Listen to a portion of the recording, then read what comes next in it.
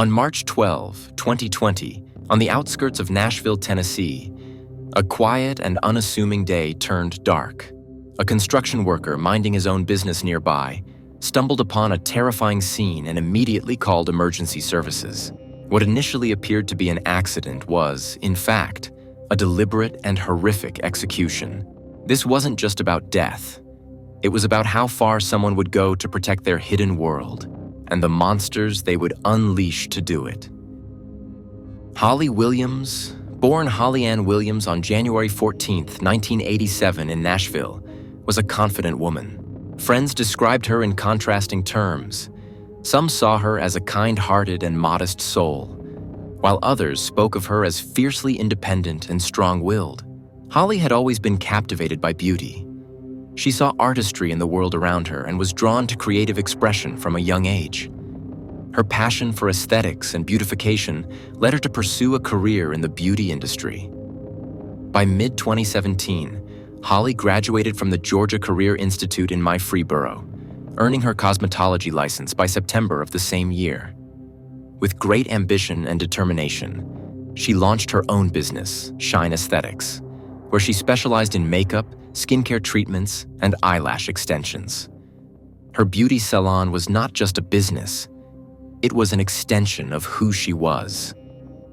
Holly herself was the very embodiment of the brand, stylish, polished, and always exuding warmth. Her clients admired her not just for her professional skills, but for the care and passion she infused into her work. A friend once remarked how exceptional Holly was at her craft, noting that her drive and enthusiasm made her shine in more ways than one. Despite her flourishing career, Holly's personal life was much more complicated, especially when it came to her relationship with William Lanway. William, or Bill as most called him, had a life marked by tumult. Born on March 17, 1983 in Clarksville, Montgomery County, Tennessee, his early childhood was shadowed by tragedy. At just 3.5 years old, he witnessed the violent death of his mother, Candy K. Williams, who was brutally murdered by his father, Lyle Lanway. The murder happened in their home, nearly before Bill's eyes. His father, tormented by jealousy or mental instability, had threatened to shoot both his wife and son before finally taking Candy's life with a knife. This horrific event left an indelible mark on young Bill, and from that moment on, his upbringing fell to his relatives, who raised him with love and care, attempting to shield him from further emotional damage. As Bill grew older, he tried to lead a normal life. At the age of 20, he married Dana Rucker, and the couple welcomed a daughter, Madison, into the world 3 years later. The birth of his daughter seemed to bring some light into Bill's otherwise difficult life. Madison was cherished deeply by her parents, but in another cruel twist of fate, the young girl was diagnosed with brain cancer. Despite their best efforts and numerous treatments, Madison passed away on September 21, 2011. This loss devastated Bill, who spiraled into grief and depression. The strain on his marriage with Dana became too great, and the couple eventually divorced. From that point on, Bill's life was punctuated by emotional turmoil. Friends and family noted that he became more withdrawn, often concealing his emotions behind a facade of quiet composure. But underneath that exterior, there was a constant battle with his inner demons. His outbursts of aggression and nervous breakdowns became more frequent, and it was clear to those close to him that he was struggling. Yet he found solace in his work as a mechanic.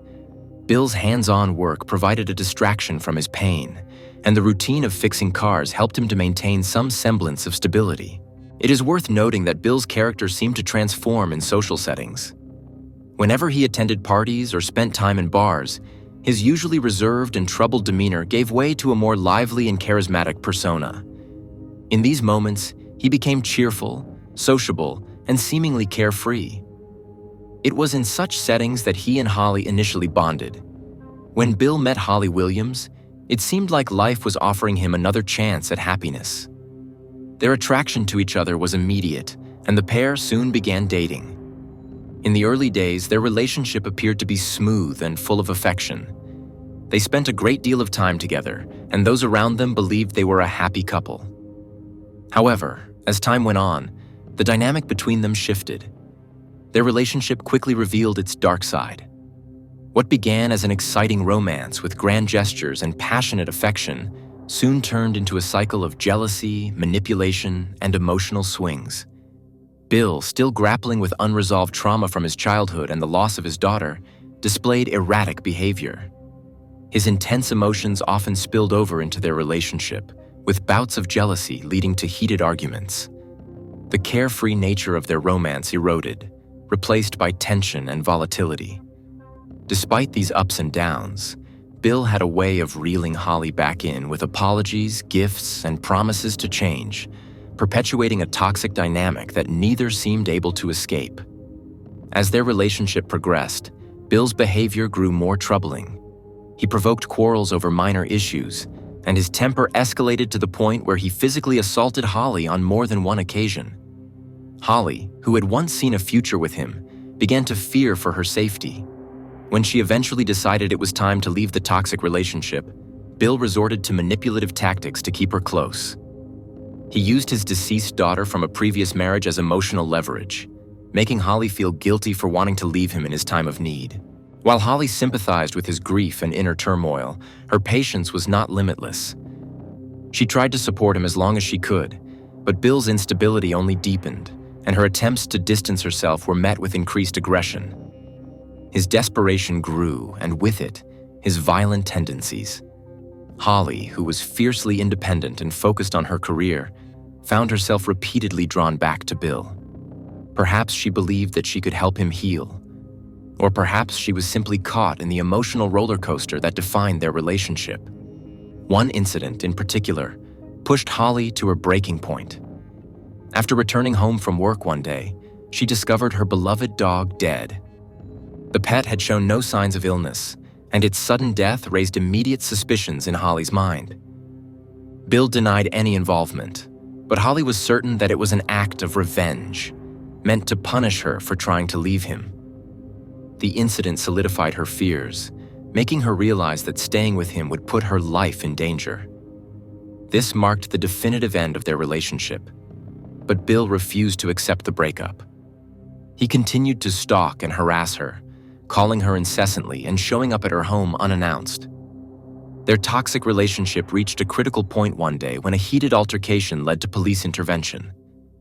Bill was arrested and charged with aggravated assault and kidnapping after attempting to force Holly into his car. In the wake of this event, Holly obtained a restraining order, hoping it would provide her with some measure of safety. But the relief was short-lived. Just 1 week later, both Holly and Bill were found dead under mysterious circumstances. The discovery of their bodies initially led authorities to believe that it was the result of a tragic accident. A passerby had reported finding a car at a construction site in the southwest part of Nashville. The vehicle appeared to have rolled off the road and crashed into a tree. The witness assumed the people inside had been injured in a collision, but when police arrived on the scene, they quickly realized that something far more sinister had occurred. Holly and Bill were both found in the back seat of the car, their bodies contorted in unnatural positions.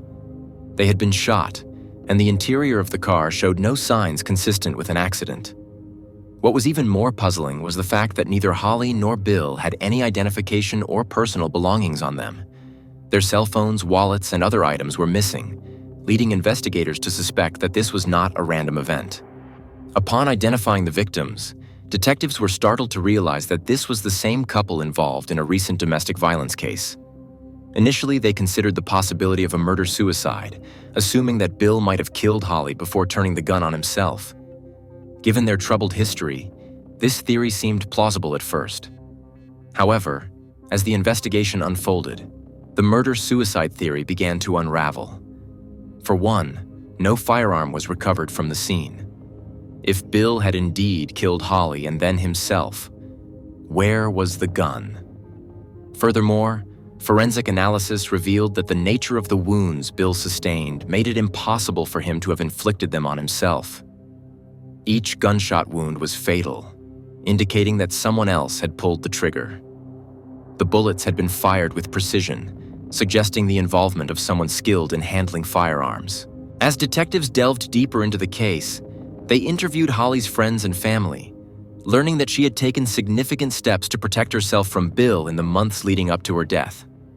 She had installed security cameras and reinforced the locks on her doors, hoping to safeguard herself from his increasingly erratic behavior. When the police reviewed footage from the cameras, they discovered unsettling evidence. Bill had been seen lurking around Holly's home on several occasions, wandering the property as if searching for something. His actions confirmed his obsession with her and his inability to move on, but it also raised questions about whether he was truly responsible for the final, deadly encounter. In addition to the footage, witnesses came forward to report seeing Holly and Bill together on the evening of March 11th, just hours before their bodies were found. Strangely, the couple appeared to be having a calm conversation, with no visible signs of hostility between them. This detail threw investigators off course, suggesting that perhaps their relationship had taken a turn toward reconciliation, or at least a temporary truce. Whatever the nature of their interaction that night, it did not seem to suggest that a violent altercation was on the horizon. The absence of a weapon, combined with the forensic evidence, led authorities to explore alternative theories. Could Holly and Bill have been victims of a third party? Their missing belongings pointed to a possible kidnapping scenario. If they had been abducted and forced into the car at gunpoint, it would explain why they were found in such an unnatural position. But who would want them dead, and why? As investigators continued to piece together the events leading up to their deaths, the case grew increasingly complex. Holly and Bill's deaths were no accident, and the initial theories of a simple crime of passion proved insufficient. It became clear that this was a premeditated double murder, carried out by someone who knew what they were doing. The mystery surrounding their deaths became darker and more frightening. One thing became clear as the investigation progressed. Holly Williams and William Bill Lanway had been murdered. Their bodies were stuffed inside the white Acura, and the car was deliberately pushed off the side of the road in an attempt to stage a traffic accident. It was evident that a third person, or perhaps multiple individuals, were involved. Whoever was responsible for the crime seemed to want to make the deaths look like an unfortunate accident. But the staging was sloppy and incomplete, suggesting either haste or incompetence. Despite the amateurish attempt at a cover-up, the perpetrator had taken care to avoid leaving fingerprints or other traceable evidence in the vehicle, adding further complexity to the case. As detectives dug deeper, one of the early theories they explored was that the murders may have been an act of revenge. Bill had a notorious temper and a troubled history, and it wasn't difficult to imagine that he had made enemies over the years. Family members and acquaintances confirmed that Bill's fiery personality had often gotten him into trouble, leading to altercations and strained relationships. The possibility that one of his enemies sought retribution seemed plausible, but it still left the question of Holly's involvement. She was by all accounts a peaceful and kind-hearted person, the complete opposite of Bill in temperament. Why would she be targeted? Perhaps, detectives theorized, she'd simply been in the wrong place at the wrong time, an innocent witness to someone else's vendetta. To explore all angles, investigators examined the victim's recent contacts. They combed through the contents of Holly's and Bill's cell phones, laptops, and social media accounts. During this digital sweep, a curious detail emerged. Both Holly and Bill had communicated with the same mysterious phone number in the days leading up to their deaths. The number, which was untraceable through conventional means, raised immediate red flags. Such anonymous numbers are often used in illicit dealings, or by people who wish to conceal their identities. While it was impossible to determine the identity of the person behind the number right away, detectives suspected foul play. They sought assistance from the Federal Bureau of Investigation, whose specialized cybercrime unit could help trace the number through more advanced methods. While the investigation into the phone records continued, detectives turned their attention to the security footage from Holly's home. Holly had installed surveillance cameras as part of her efforts to protect herself from Bill's harassment. However, what the investigators found on the tapes was far more disturbing than they had anticipated. The footage revealed that shortly before Holly's death, 3 masked men had broken into her house. They were dressed entirely in black, and their faces were obscured by masks, making identification difficult. These men appeared methodical and prepared, as though they had studied the layout of the house before entering. Strangely, They took nothing from the home, even though there were valuable items in plain sight. Instead, they seemed focused on searching for something specific, and when they discovered one of the surveillance cameras, they attempted to disable it. Despite their efforts to hide their faces, their casual behavior indicated they were confident in their ability to evade capture. After the intruders left, Holly returned home from work, noticed that her house had been disturbed, and became understandably terrified. She spent the night barricading herself inside her home and had the locks changed the following day. Holly was clearly in fear for her life, but the question remained: who were these men, and why were they targeting her? At first, detectives considered the possibility that Holly was simply caught in the crossfire of Bill's troubled past. But the more they delved into her life, the more they began to question whether there was more to Holly than met the eye. A closer look into Holly's personal and professional life revealed startling information. While she had built a legitimate business with her beauty salon, Shine Aesthetics, this was not her only source of income. Holly had a hidden side to her life, one that not even her closest friends knew in full detail. Since the age of 18, she had been working part-time as an escort under the pseudonym Leah Love. Her clientele was exclusive, consisting of wealthy and powerful men who could afford her services. Holly's escort work, which included accompanying clients to events, performing massages, and other more intimate services, had provided her with a substantial income over the years. The beauty salon, as it turned out, was more of a passion project and a convenient cover for her true line of work. This revelation cast Holly's life in a different light. Her success in the escort business had allowed her to live comfortably, but it also brought with it a host of risks. Working in such a high-stakes, secretive world meant that Holly had likely crossed paths with dangerous individuals. Envy, jealousy, and obsession were all common in her line of work, and it wasn't hard to imagine that she had made some enemies along the way. Although Holly did not openly advertise her secondary profession, Bill knew about it. In fact, she had been upfront with Bill about her work when they first started dating, and though he struggled with jealousy, he initially accepted her decision to continue her escort work. However, her high-profile clients and the secrecy surrounding her profession likely drew attention from the wrong kind of people. Detectives now had to consider whether the three masked intruders were somehow connected to Holly's escort business. Had one of her wealthy clients become possessive or vengeful? Or had someone from Bill's tumultuous past learned about her hidden life and sought to exploit it? The break-in at her home appeared less like a random burglary and more like a calculated attempt to intimidate or harm her. The men had not stolen anything, which suggested that they were looking for information or leverage. Perhaps they were trying to send Holly a message, or worse, they were planning her murder all along. Adding to the complexity of the case was the realization that Holly's involvement in the escort business could have exposed her to a dangerous web of people. Men with power, money, and influence who would go to great lengths to protect their secrets. These were men who had much to lose if their association with Holly came to light. The investigation had to consider whether someone in her exclusive clientele had orchestrated the murders to silence her permanently. After all, Holly had gained a reputation for being exceptionally beautiful and charming, attracting men who were willing to pay handsomely for her company. But in doing so, she may have attracted the kind of obsession that turns deadly. At the same time, the investigation could not overlook Bill's role in this tragic story. While he may not have been directly involved in the escort world, his volatile nature and his relationship with Holly made him a potential target as well. His possessiveness over Holly, combined with his already troubled past, made him a liability to anyone who felt threatened by Holly's connections or who wanted revenge for personal reasons. The pieces of the puzzle were starting to come together, but many questions still remained unanswered. Why were Holly and Bill both murdered? Was it a crime of passion, a botched kidnapping, or something more sinister tied to Holly's secret life? As the FBI continued their work on tracing the anonymous phone number, and as detectives pursued leads from Holly's escort clientele, it became clear that this case was not just about two people in a toxic relationship. It was about power, wealth, and the dangerous allure of secrets.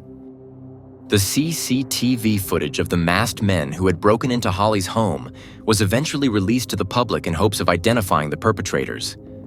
However, The poor quality of the images made it difficult to draw any useful conclusions, and the public release did not yield any leads. But a significant breakthrough in the case came when the investigators were finally able to identify the anonymous number that both Holly and Bill had been in contact with. The number belonged to a 30-year-old man named Adam K.Y., a resident of North Carolina. Adam turned out to be a former military operative with specialized training in weaponry and combat tactics. He had transitioned from military service to working for a private security firm, but in reality, he operated more like a mercenary, a man for hire with a lethal skill set. What made Adam even more dangerous was his criminal background. A search into his history revealed that he had served a 4-month sentence for impersonating a police officer, a crime that should have raised more alarms than it did.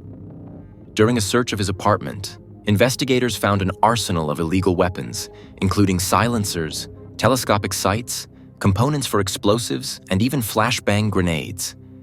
Yet despite being in possession of such dangerous materials, Adam had somehow managed to avoid a lengthy prison sentence, suggesting he had connections or protection in high places. It was clear that Adam was a dangerous man, and the fact that his face matched the man seen in Holly's CCTV footage made him a prime suspect. With this revelation, the investigation took a sharp turn. The detectives worked hard to uncover the connection between Holly, Bill, and Adam. Given Adam's history and his skill set, it was unlikely that his involvement was a coincidence. He specialized in serious assignments, often working as a bodyguard for high-profile individuals or carrying out operations that required stealth and precision. After Adam was brought in for questioning, the detectives were met with resistance. He was tight-lipped, offering little information that could help move the case forward. After multiple interrogations, Adam was detained, giving the investigators time to gather more evidence. While Adam remained in custody, the detectives turned their attention to another key figure who had emerged during the investigation, a man named Eric Charles Mond. Eric Mond was a successful businessman from Austin, Texas, where he owned the Mond Toyota dealership, a well-known car dealership in the area. To the outside world, Eric was the epitome of a family man, devoted to his wife and children, and a pillar of the local community. But as the detectives soon discovered, Eric had his own set of secrets. Like many men in his position, he had a weakness for extramarital affairs. One of those affairs had been with Holly Williams. Eric Mond frequently traveled to Nashville under the pretense of visiting his son, who was attending college in the area. However, during these visits, he would indulge in his secret desires, which included seeing Holly. Eric had first met Holly through her escort services, and the two had struck up a regular arrangement. Holly's beauty and charm had captivated him, and they saw each other whenever he was in town. The affair, however, was conducted under the radar, with Eric using an alias and keeping their communications discreet. On February 3, 2020, Eric, using a fake name, reached out to Holly via email. He informed her that he would soon be in town and expressed his desire to see her. Over the next few days, he continued to send messages, eagerly anticipating their meeting. In one message, he wrote, "Good morning, beautiful. I'm looking forward to today. I'm in Nashville. I'll meet you at the bar like last time. Text me when you get there." From all appearances, the date had gone off without a hitch, but the affair would soon take a dark turn. By March 1, 2020, Eric received a series of anonymous threatening messages. The unknown sender claimed to have knowledge of his affair with Holly and demanded $25,000 to keep quiet. If Eric didn't comply, the blackmailer threatened to expose his infidelity to his wife, destroying his reputation and family. For a man of Eric's standing, such a scandal would be devastating. However, what Eric didn't realize at the time was that the blackmail wasn't coming from Holly or some random individual. There was a far more sophisticated operation behind it. Faced with the potential ruin of his personal and professional life, Eric Mond turned to an old acquaintance for help, a man named Gilad Peled. Gilad, aged 47, was a former associate who had been consulting for Eric's dealership, helping to resolve issues related to homeless people occupying the parking lots of his business. But more importantly, Gilad was the owner of a private security firm, a company that had taken on various protection contracts, though it had been struggling due to the ease with which Texans could arm and protect themselves. Despite his firm's dwindling business, Gilad was eager to take on a lucrative new client like Eric Mond, especially since his firm employed someone with the specialized skills to deal with the situation, none other than Adam K.Y. Gilad had started his security business after returning to Texas from Israel, where he had lived for a time. His background and training made him ideal for handling delicate and dangerous situations, and Eric's predicament presented an opportunity to prove his company's worth. Eric explained the blackmail situation to Gilad, and the two men quickly devised a plan. Instead of paying the ransom, they would eliminate the problem entirely. Eric's reputation and family life were at stake, and he was willing to go to extreme lengths to protect them. The fact that Adam, a trained mercenary, was on Gilad's payroll made it clear that this would not be a simple intimidation job. The solution would be final. The more the detectives uncovered, the clearer the motive behind Holly and Bill's deaths became. Holly's involvement with Eric, coupled with the blackmail threats, had turned her from a casual fling into a dangerous liability. Eric Mond, desperate to keep his affair a secret, had inadvertently set into motion a chain of events that would lead to murder. Bill, who had been involved with Holly but was not part of the blackmail, likely became collateral damage in the plot to silence her. His proximity to Holly and his presence on the day of the murder sealed his fate. As the investigation continued, it became apparent that the murders had been premeditated and carried out with chilling efficiency. Adam K.Y.'s role as the hired gun, Gilad's coordination, and Eric Mond's motive created a perfect storm of circumstances that led to the tragic deaths of Holly Williams and Bill Lanway. The plot, which had initially seemed like a simple crime of passion or revenge, was now revealed to be a meticulously planned execution designed to protect the reputation of a powerful businessman. A few weeks after the brutal murders of Holly Williams and Bill Lanway, a seemingly benign detail emerged that would later prove to be a critical piece of evidence in the investigation. Eric Charles Mond, the wealthy Austin businessman entangled in the affair, left a positive review on a website dedicated to private security companies. On the surface, the comment appeared innocuous. Eric praised the efficiency and professionalism of Gilad Ped's security staff, stating how pleased he was with their services. But to the detectives already on his trail, this was the break they had been waiting for. The review demonstrated a direct connection between Eric, the suspect Adam K.Y., and the slain couple. Now, the final piece of the puzzle was getting Adam to confess and unravel the web of deceit. Adam had been resisting interrogation, but the detectives warned him that silence would only make things worse. They pressed him, emphasizing that the case was already closing in on all involved. Gradually, Adam began to crack. He revealed that Eric Mond had indeed sought help from Gilad Ped after receiving threatening messages. Eric, feeling the pressure of potential blackmail, complained of harassment and extortion. At the time, he suspected Holly might be involved, and so he asked Gilad to investigate the matter discreetly. Gilad, in turn, brought Adam into the fold, alongside another ex-military associate, Brian Brockway. Brockway, like Adam, had a background in combat and special operations, making them the perfect duo for such a sensitive and dangerous assignment. Initially, the task was simple. Find the person behind the threatening messages and intimidate them into silence. Adam and Brian began their surveillance of Holly and Bill.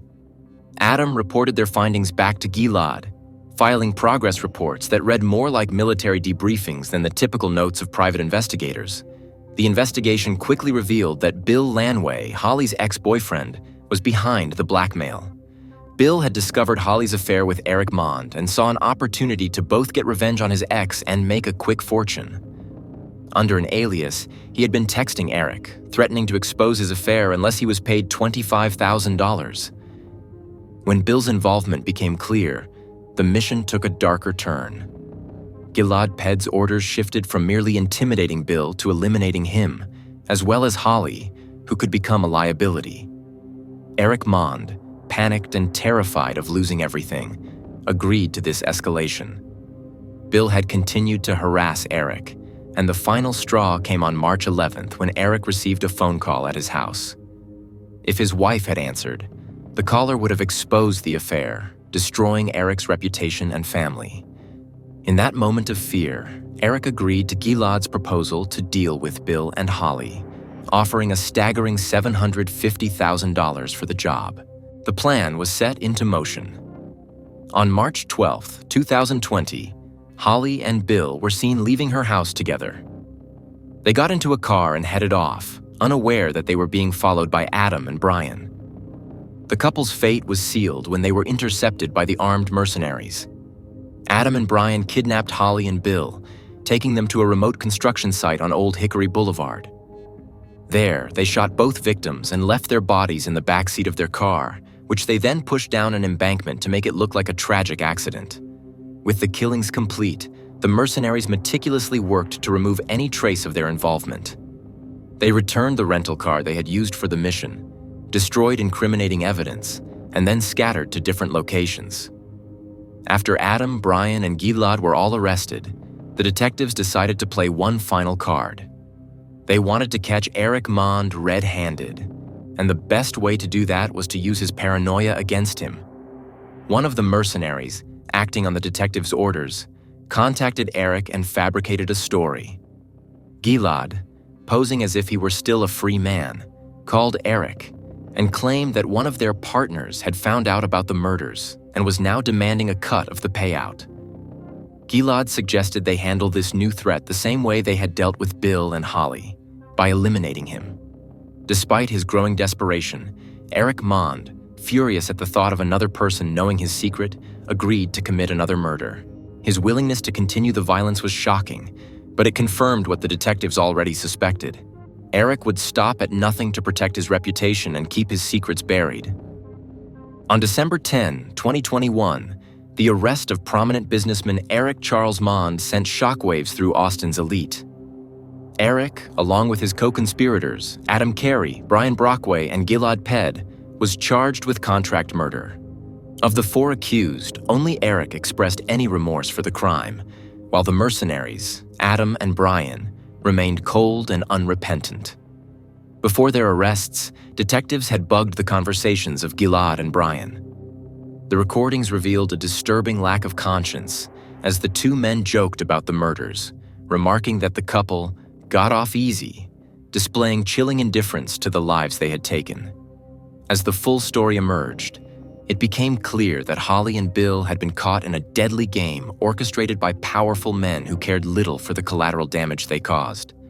Their lives were taken to preserve the reputation of a man who thought he could buy his way out of any problem, but no amount of money could erase the evidence of his crimes, nor could it silence the truth.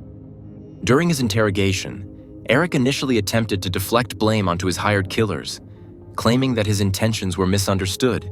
He insisted that he had only wanted to frighten Bill Lanway, the blackmailer, rather than orchestrate his murder. However, the evidence against him was overwhelming.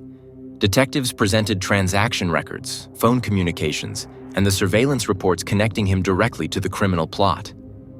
Confronted with this irrefutable proof, Eric ultimately confessed to his role in the conspiracy, admitting that he had indeed hired the mercenaries to eliminate Bill and Holly. The murder-for-hire scheme was no longer just speculation. It was confirmed, and Eric's world unraveled. The court hearings began in November 2023 and lasted 2 weeks, during which the full extent of the conspiracy was laid bare. It was established that the deadly plot was set in motion in early March 2020. Financial records showed that Eric had made significant payments to Gilad Ped, the head of the private security firm. On March 5, Eric transferred $155,000 as an advance payment to Gilad, who then coordinated the operation. Gilad, being in charge of his employees' payments, distributed the funds between Adam and Brian. On March 9th, the surveillance of Holly and Bill began, with the ultimate plan being their elimination.